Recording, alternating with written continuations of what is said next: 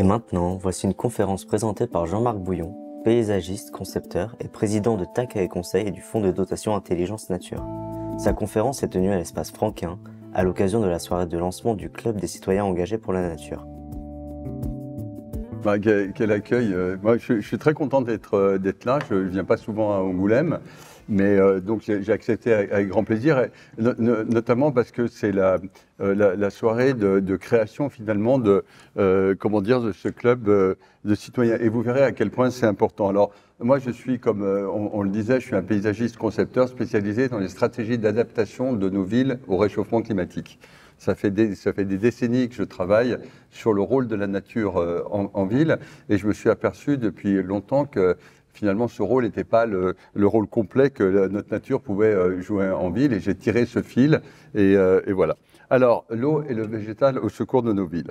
Alors, je vais essayer de faire marcher ce truc, je ne sais pas comment ça marche. J'ai beau appuyer sur tous les boutons, il y en a un en particulier. Bon. Ça va être... là, j'arrive pas à faire tourner les slides. Pardon? Là? En pointant par là? Ah, voilà.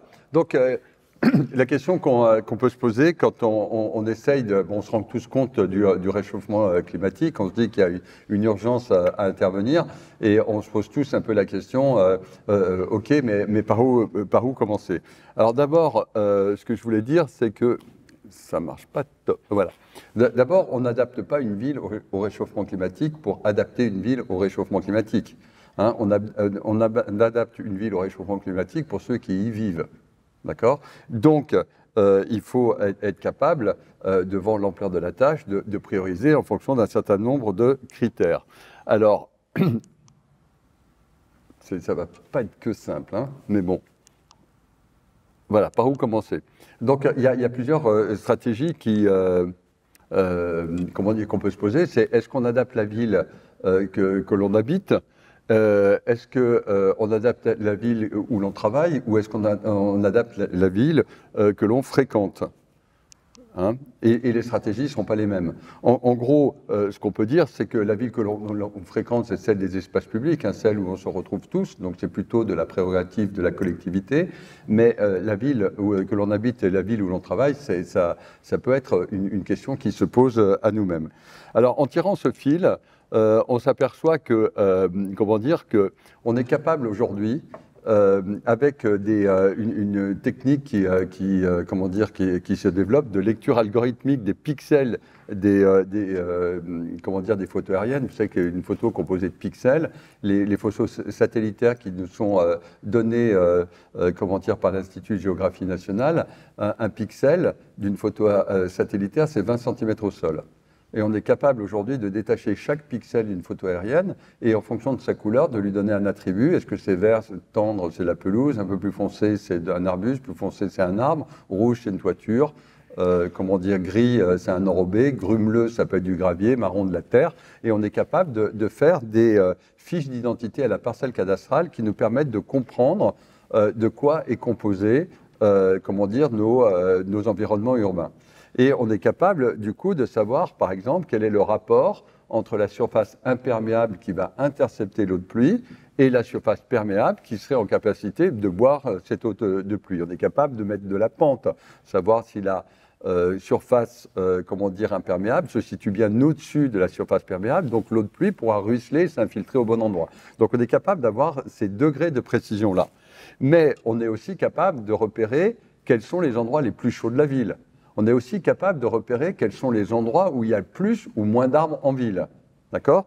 Et du coup, si on tourne ces curseurs ensemble et qu'on dit « isolez-moi les parcelles les plus chaudes de la ville », mais en même temps, je veux les parcelles où le rapport entre la surface imperméable et la surface perméable est la plus propice pour pouvoir infiltrer les eaux de pluie. Mais en même temps, je veux, comme requête,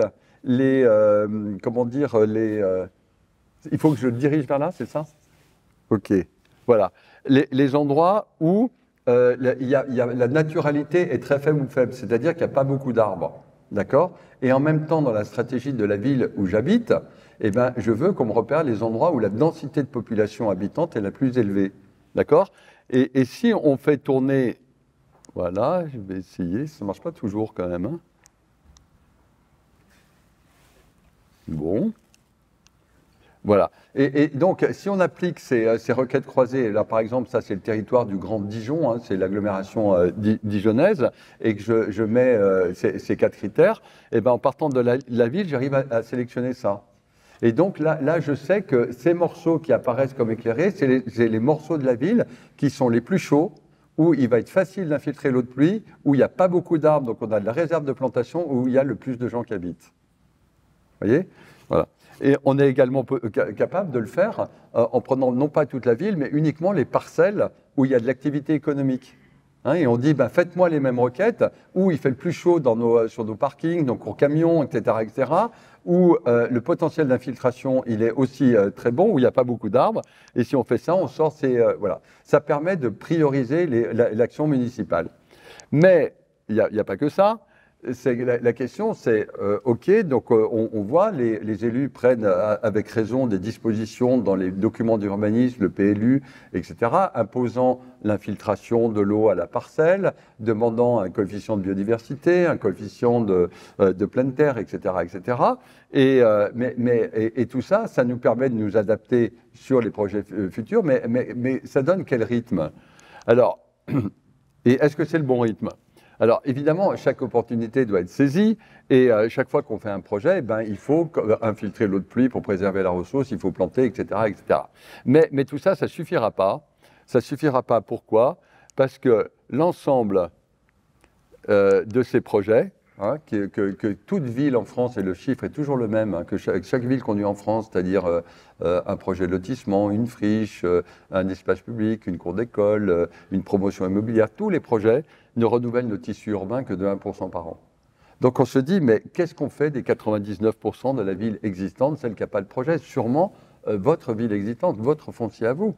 Hein, si vous ne demandez pas d'autorisation administrative, si vous ne demandez pas un permis d'aménager ou un permis de construire, eh ben, qu'est-ce qu'on fait de cette ville qui n'a pas de projet?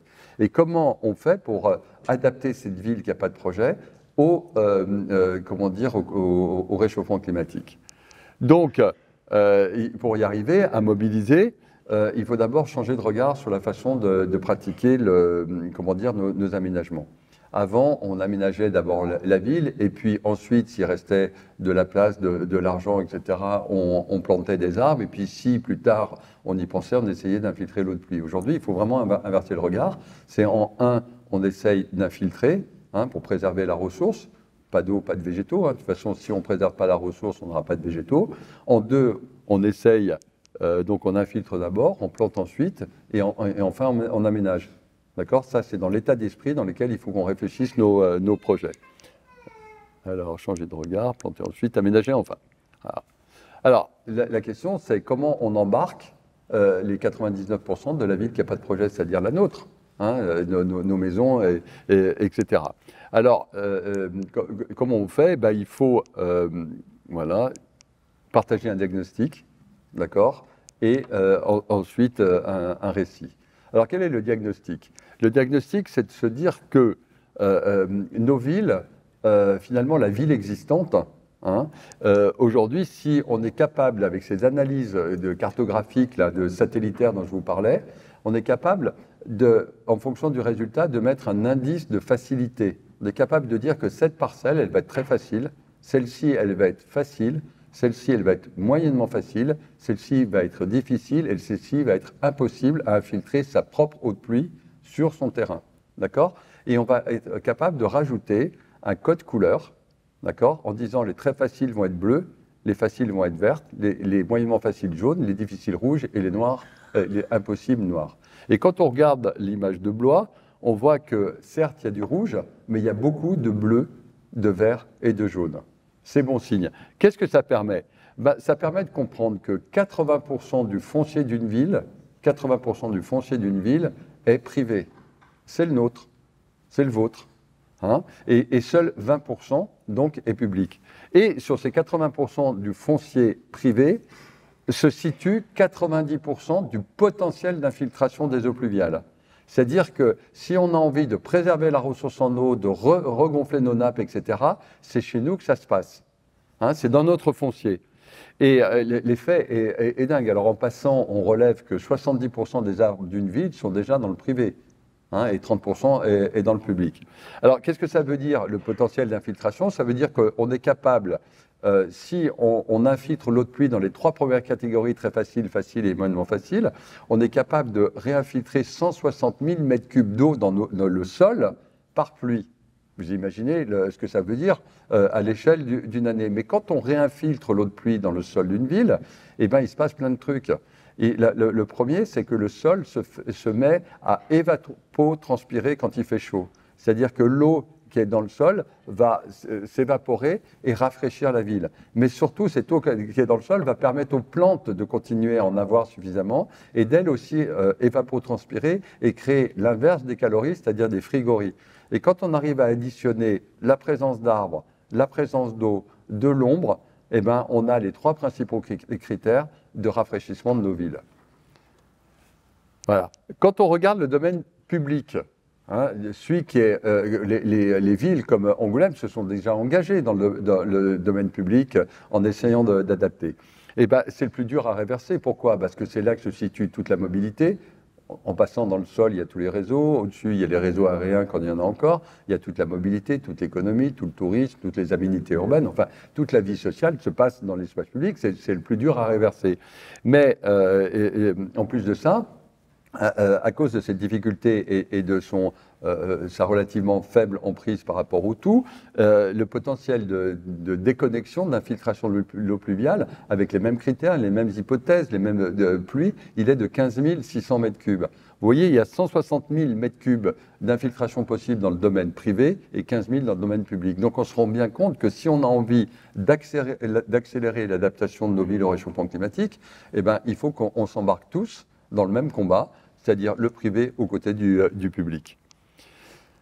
Alors, là, vous voyez, donc ça c'est le diagnostic. Finalement, quand on arrive à faire des cartographies, eh ben, tout le monde sait où il habite, il regarde sur la carte, il dit bah, tiens, ça tombe bien, je suis en bleu, je suis en vert ou je suis en jaune, ça me concerne, je vais avoir la possibilité de contribuer parce que c'est très facile ou moyennement facile chez moi. D'accord? Et on s'aperçoit qu'en passant, que la forme urbaine la plus représentée, c'est la maison individuelle en France. Hein. C'est entre 50 et 60% des parcelles cadastrées en France, dans à peu près toutes les villes, c'est de la maison individuelle. Voilà. Alors, ce qui est la bonne nouvelle, c'est que quand on additionne les verts, les bleus et les jaunes, très facile, moyennement facile, eh ben, on arrive à 70% de la ville existante. Ça veut dire que nos villes sont remédiables. Ça veut dire que si on s'y met tous ensemble, l'effet va être vraiment, c'est pas un effet, comment dire, c'est pas du greenwashing, c'est vraiment un effet massif parce que nos 70% des cas de la ville existante, c'est possible de le faire.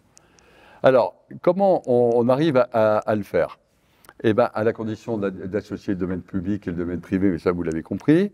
Et le récit, c'est quoi? C'est de s'être rendu compte que adapter nos villes au réchauffement climatique, c'est pas un énorme projet, mais c'est plutôt une multitude de micro-projets qu'on peut appeler des points d'acupuncture.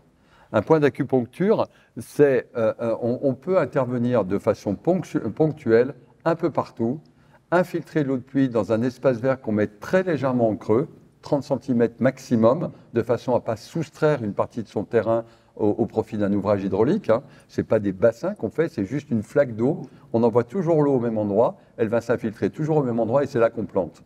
Et c'est là qu'on plante. Pourquoi? Parce que le fait que l'eau de pluie, même les premières pluies, même les petites pluies, va s'infiltrer toujours au même endroit, ça crée des conditions de sol qui propicient à une installation pérenne de la nature en ville. En gros, sur une maison d'un jardin qui fait 600 m² avec une maison avec sa place de stationnement, sa terrasse, ça fait 100 m² imperméable, et ben pour arriver à infiltrer tout l'eau de pluie annuelle, même l'épisode pluvieux centenal, il faut dans un jardin de 500 m² réaménager 50 m². Si on arrive à aménager 50 m² en le mettant en creux, on coupe sa gouttière, on l'envoie là, ça va s'infiltrer, on plante 3 arbres, on met sa chaise longue, on a créé un îlot de fraîcheur, on a œuvré pour la biodiversité, on a stocké du CO2, comment dire, on infiltre toute l'eau de pluie de sa parcelle et on augmente l'indice de canopée. L'indice de canopée, c'est le pourcentage d'ombre porté sur le sol par un végétal de plus de 3 mètres, c'est-à-dire un arbre. Voyez. Et si chacun d'entre nous, mais tant dans le domaine public et dans le domaine privé, on se met à piquer tous nos points d'acupuncture, à ce moment-là, on a tous ensemble un effet de bœuf. Alors, qu'est-ce que c'est qu'un point d'acupuncture? Je vais vous en montrer quelques-uns. Là, une copropriété d'un bailleur, par exemple, il y en a combien? Des millions et des millions des immeubles comme ça. On s'aperçoit que les gouttières sont en façade, donc on se dit qu'on va pouvoir intercepter la gouttière avant qu'elle rentre dans le sol pour aller rejoindre le tuyau d'assainissement. Et ça tombe bien, il y a une pelouse qui est légèrement en pente avec une eau de pluie qui s'évacue des fondations du bâtiment à cause de la pente. Et ben, on coupe les gouttières, on met juste une petite noue à un endroit donné un peu éloigné du bâtiment, à 5 mètres. L'eau va ruisseler, va s'accumuler dans cette petite ornière qu'on a fait pas dangereuse, et on plante les arbres, et ça, c'est un point d'acupuncture. Et ces points d'acupuncture, on en a un peu partout. Là, par exemple, il y en a un. Ici, il peut s'en cacher un. Ici, il peut aussi s'en cacher un. Vous voyez? Et puis, enfin, il y en a un dernier exemple, je crois. Si ça marche, voilà. Ici, il y en a un aussi. Vous voyez, c'est ça la logique. La logique, c'est de dire qu'il n'est pas question de tout casser, de tout recommencer, mais pour s'adapter à la bonne vitesse, dans le bon pas de temps, avec la bonne efficacité, c'est de repérer partout chez nous où il y a des points d'acupuncture et voir comment on peut les réaliser. Alors, le récit, c'est quoi? Eh ben, c'est simple, hein, c'est ensemble, on peut tous accélérer pour passer la vitesse d'adaptation de 100 ans, 1% par an, ça fait 100 ans, plutôt à quelque chose comme 15 ans. Hein. On a tous en tête une date top 10, c'est 2050, il faut avoir réussi le coup avant 2050. Donc nous, on s'est mis 2037 en tête. Voilà.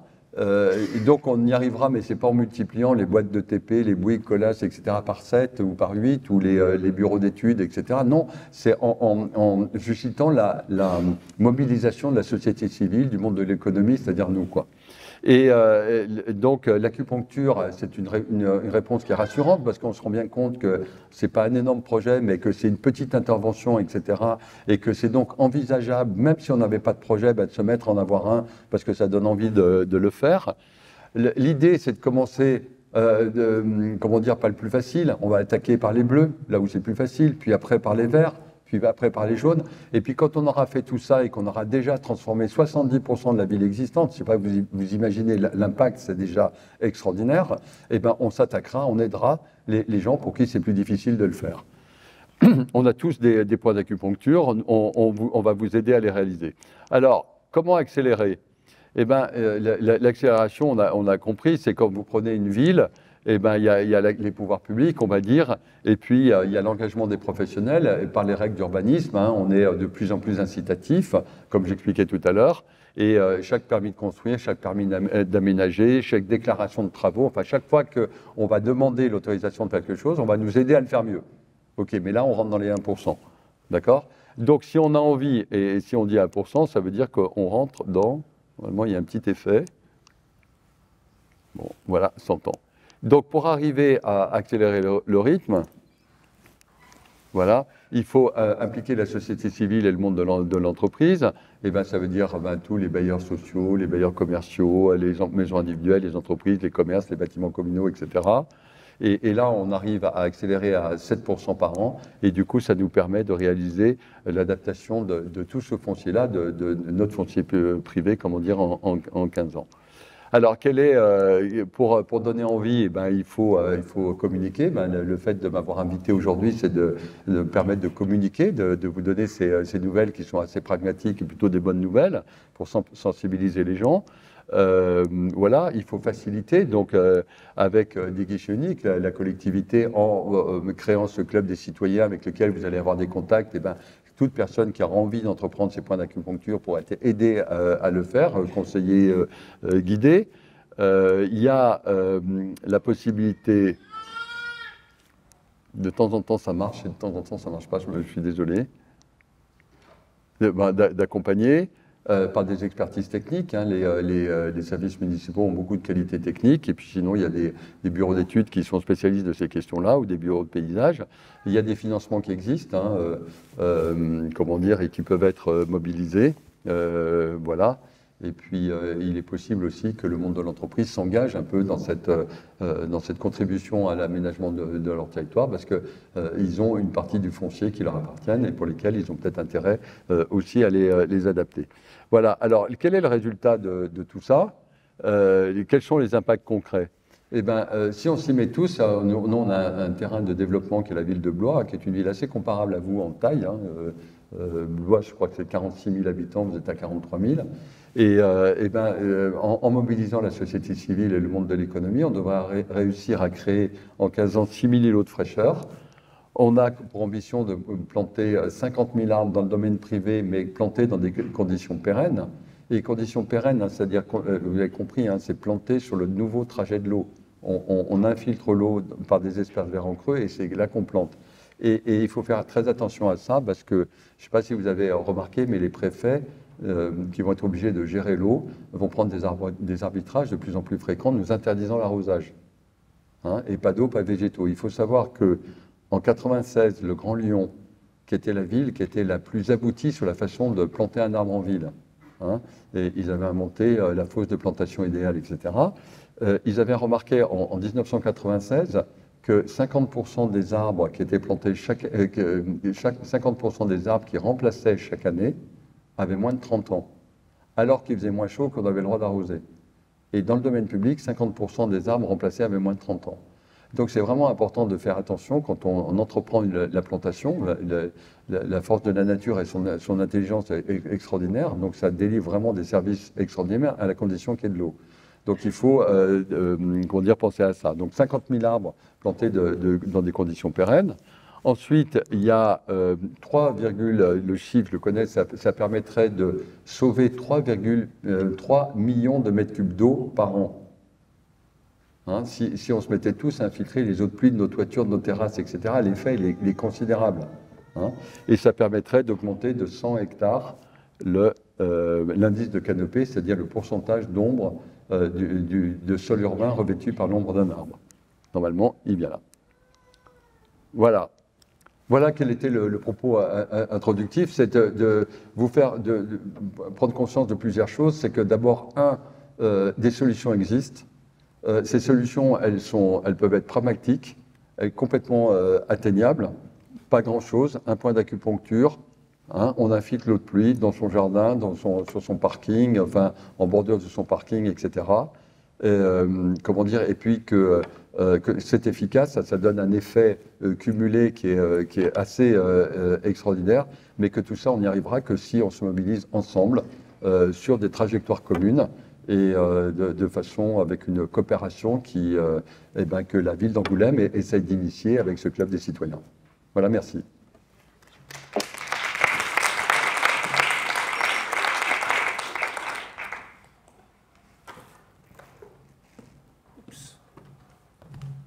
Merci beaucoup, Jean-Marc. Alors, on a un petit temps d'échange, ouais.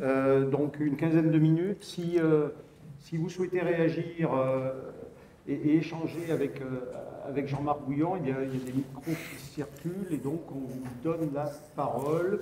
Pierre commence, donc les micros. Sandra, merci.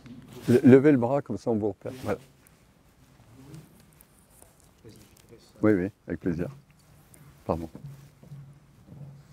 Oui, bonsoir. Pierre Fontaine, je suis là en tant que citoyen. Ce que je voulais, c'est une réflexion par rapport à votre intervention.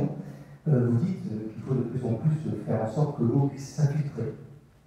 De plus en plus, nous, citoyens, on prend conscience, et d'ailleurs, on subit aussi qu'il y a des phénomènes de sécheresse de plus en plus forts. Et on a plutôt tendance, nous, à récupérer l'eau, en fait, à mettre des récupérateurs un peu partout. Voilà, donc si on met des récupérateurs d'eau, c'est de l'eau qui ne va pas s'infiltrer directement dans le sol. Donc je voulais avoir un petit peu votre sentiment par rapport à ça. Oui, bien sûr. En fait, pas si vrai que ça. Parce que pourquoi vous récupérez l'eau pour avoir la réserve d'eau qui permet d'arroser. Et donc, simplement, vous allez collecter de l'eau quand il y en a beaucoup et l'utiliser quand il y en a moins. Mais vous l'utilisez de la même manière. C'est-à-dire que vous différez dans le temps le moment où elle va s'infiltrer dans le sol. Donc c'est très vertueux. Et donc il faut absolument de plus en plus, pour tous ceux qui en ont les moyens, c'est investir dans des réserves d'eau qu'on met directement sur les gouttières, mais dont il faut faire gaffe que le trop-plein parte bien dans le jardin. En fait, vous voyez le principe que j'expliquais, on coupe la gouttière, on envoie, on met un espace vert en creux, l'eau de pluie ruisselle, etc. Intercepter le cheminement en mettant une réserve d'eau, elle va se remplir, dès qu'elle déborde, elle reprend le chemin, elle s'infiltre à l'endroit où vous aviez prévu qu'elle s'infiltre. Et puis cette réserve d'eau va vous permettre de sauver vos arbres dont vous allez tant avoir besoin au moment où eux en auront besoin, surtout les premières années. Voilà. Et là, il y a un principe quand on plante des arbres, contrairement à ce qu'on pense, il ne faut pas faire de multiples petits arrosages au quotidien qui compensent l'évaporation. Il faut plutôt arroser 4 fois avec des masses d'eau. Il faut plutôt mettre 100 litres d'un coup, de façon avec une masse d'eau qui descende dans le sol et qui vienne se protéger à moins 80 du sol, donc moins dépendance de ce qui se passe sur la surface, du réchauffement climatique, d'accord, parce que c'est les 20 premiers centimètres qui vont dessécher, puis les 40, et là vous gardez de l'eau, et comme ça les arbres vont passer, en tout cas quand vous les plantez, vont passer les 3 premières années qui sont les moments difficiles d'acclimatation de l'arbre. Donc ce n'est pas du tout incompatible. Ce qui est plus incompatible, c'est si vous récupérez l'eau de pluie pour les mettre dans les toilettes, par exemple. Parce que là, vous prenez de l'eau qui était destinée vers le sol et vous le mettez dans le réseau d'assainissement. Donc on peut se poser la question plus là-dessus. Mais l'eau que vous remettez dans le jardin, mais faites-le, vraiment. Ah, en haut.